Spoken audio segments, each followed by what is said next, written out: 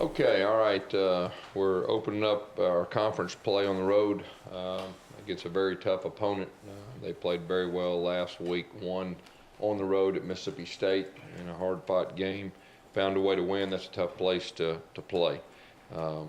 Defensively, they've got a lot of team speed. They fly around. They're very physical.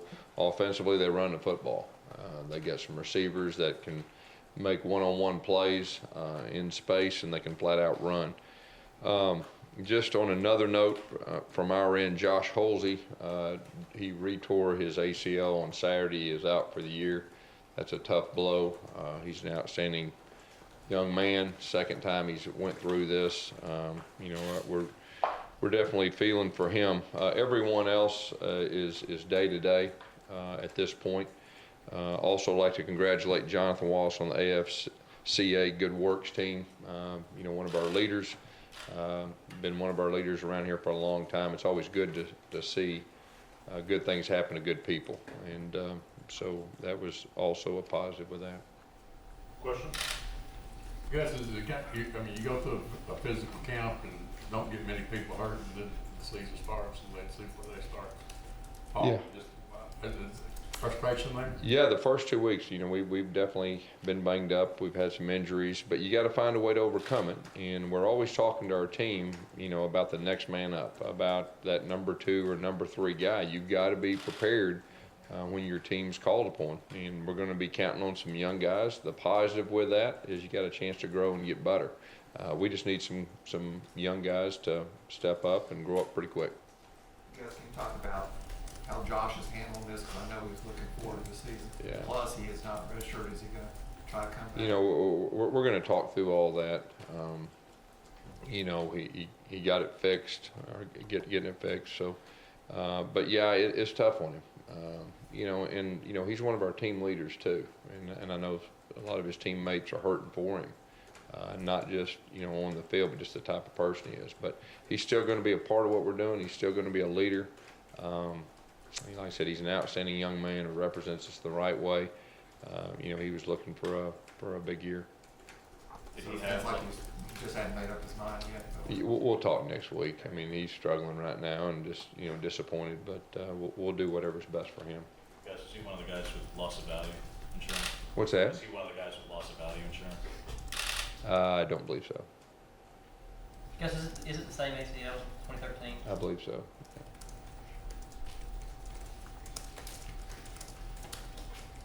What do you see, for the mindset of the team, the attitude there? Yeah, well, really, they came out Sunday and had a very, very good practice. You turn on the film against LSU, that'll get your attention in a hurry. And so our guys are in a good spot. They had a very good practice Sunday. We need to have a really good one today and tomorrow. That'll be the majority of our work, and then we'll clean some things up on Thursday. Guys, how hard is it to kind of regain confidence after a game like that? From a player standpoint, when you don't play your best, but the bottom line is we're 2-0, and we start our conference play. Our guys know we didn't play our best, but they know we can play a whole lot better, and our coaches do too, and we will. We expect to.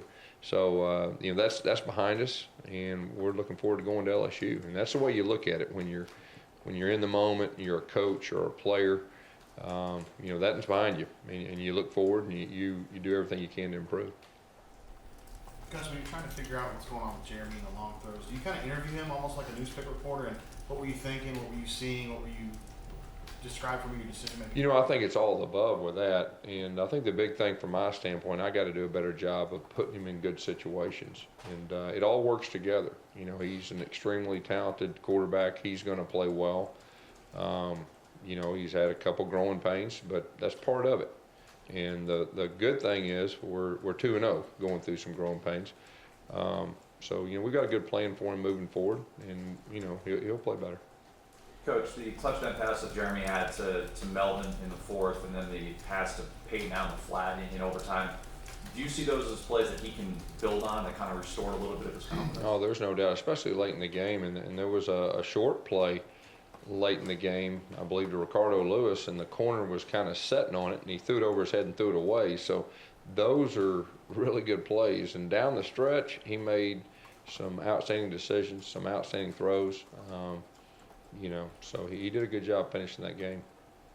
Guys, what's the identity of this offense right now? Well, we're still kind of learning about our guys. We're a run play action team. We need to run the football. And I think the big thing from our standpoint is the explosive plays. When we're playing good football, we have explosive plays. We've had very few explosive plays the first 2 games. So, from a coaching standpoint, that's something we're focusing on. But we're a run play action team. When that's the case, and the zone read was obviously part of it the last 2 years, you've shown it sometimes, but Jeremy hasn't run a lot, and that hasn't been part of it. You've struggled to run outside of Peyton.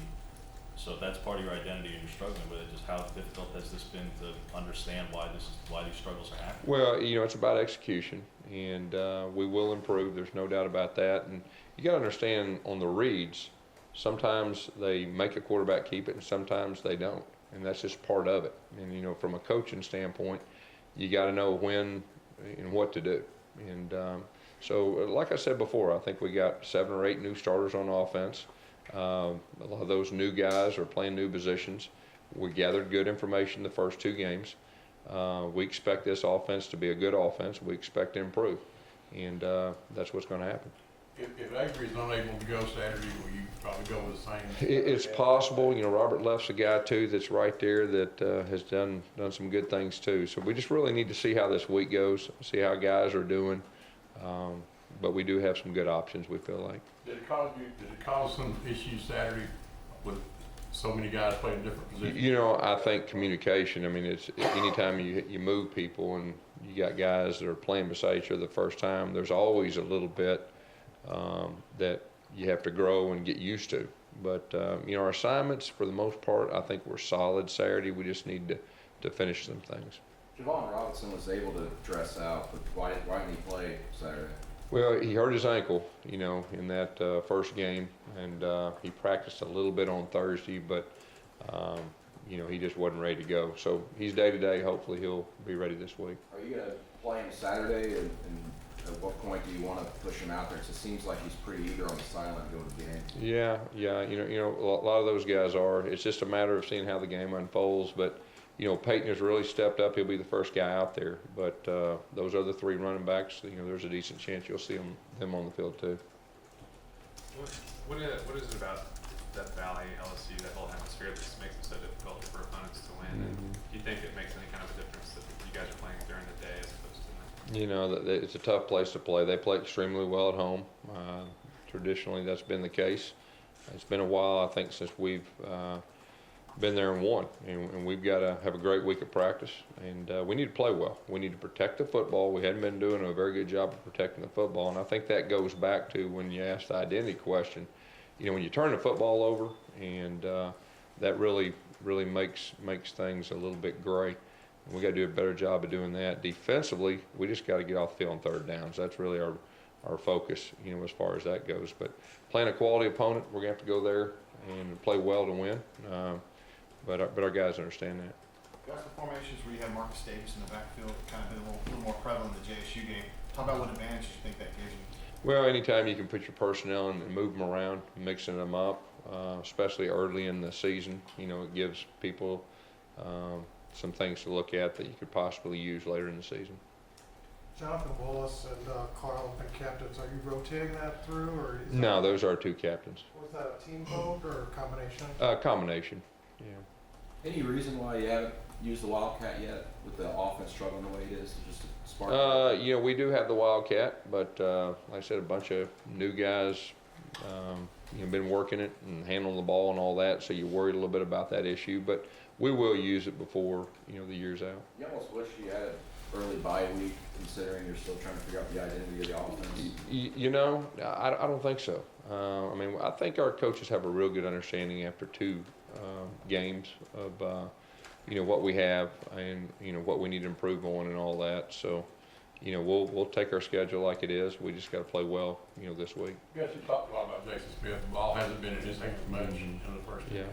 Is that something that you... Yeah, he's one of those guys that we do need to figure out a way to get more involved. There's no doubt about that, because he is explosive and he can do some things. And so, that's kind of part of the process about the first 2 games, and have some good information to have a good plan, moving forward. Why would you assess Duke's play the first two games? He's done some decent things. We moved his position from what we had him earlier in fall camp, but still, he's another guy that needs to get the ball, and we need to catch it when we throw it to him too. So I mean, it works both ways. What was you had to say to meeting him Saturday, going back home, probably playing probably a lot of family members. Yeah, probably a lot. Will Carl travel? Like I said, everybody's day to day. So at this point, I'm not ready to say anything, regarding any of them. How much concern would there be given the struggles to develop pass rush without him against an FCS team if you're going up against LSU without him? Well, I mean, like the big thing for us is we got to get better on third down, and that's been our focus. What can Carolina do what he needed to do to kind of get some trust with you and maybe think he's going to have a bigger role going Yeah, he's finally back to being healthy, and there was about a 2.5 week window that he wasn't able to practice, and getting the rust off and being able to practice full speed and everything, get timing down. So, he's a guy that you'll see more in the future too. Because after the LSU game in 2013, you guys kind of settled on what you're going to do Yeah. during that bye week, and obviously it worked out really well. Yeah. Are you at that point after 2 games now where you're kind of going through that same process? Well, we learned a whole lot about our team the first 2 games, and we learned a lot about our new personnel. We got 2 games of information, so we have a plan moving forward. You're exactly right. We went there in 2013. After that game, that really defined who we were. There's some similarities, I would say, with 2013. The difference is, we know more about our older guys that have been in our system offensively for 4 years. But the young guys, there's some similarities. Now defensively, pretty much a new defensive staff, putting in a new defense. They're learning about their guys too, and the pieces of the puzzle and everything that goes with that. In 2013, after the Georgia and Alabama games, you were focused on having to refocus the guys and kind of keep the outside distractions of the attention on those plays and those games away. Is this similar this week when so much of the outside attention is on the fall and the poles and narrowly beating that team? Is it a similar situation? I think I would say yes and no. From a coach and a player standpoint, I mean, you don't play well, and you don't play well, but you win. You think about it for watching the film, and you got to move on, and so that's what we're doing. And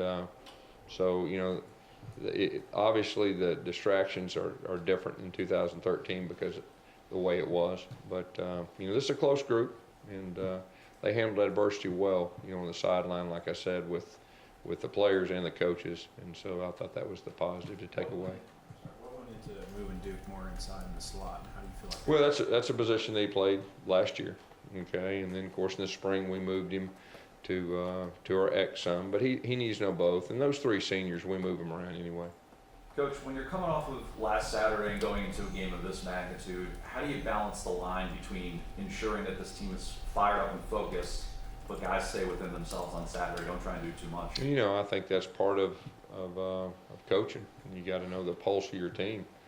You can't be too high or you can't be too low. But I will tell you that, I mean, we're playing a very good team. Our players understand that.